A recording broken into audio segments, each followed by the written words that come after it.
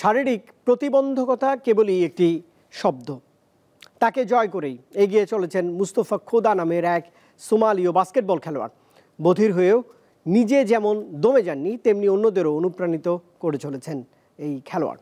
বর্তমানে শ্রবণ প্রতিবন্ধী নারীদের একটি দলের কোচ হিসেবে দায়িত্বে রয়েছেন তিনি। জীবন তার কাছে সংগ্রাম নয়, খেলাঘর। বিভূতিভূষণ বন্দ্যোপাধ্যায়ের এই কথার সাথে যেন পুরোপুরি মিলে যায় মুস্তফা খোদার সাথে।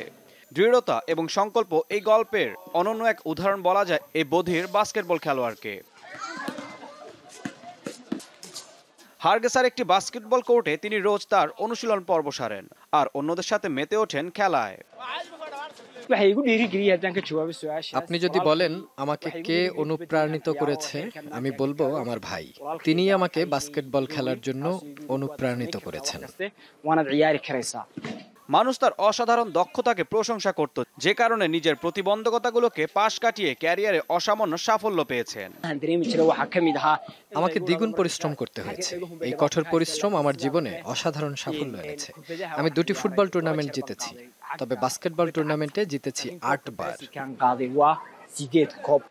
ব্যক্তিগত সাফল্যের বাইরেও মুস্তফা খেলাধুলার পরিবেশ তৈরির প্রতি গভীরভাবে নিবেদিত। তিনি 20 জন শ্রবণ প্রতিবন্ধী মেয়ের প্রশিক্ষণ দিচ্ছেন, তাদের দক্ষতা এবং আত্মবিশ্বাস বৃদ্ধির জন্য কাজ করছেন। তাদের জন্য একটি টুর্নামেন্ট আয়োজনের স্বপ্ন দেখেন মুস্তফা।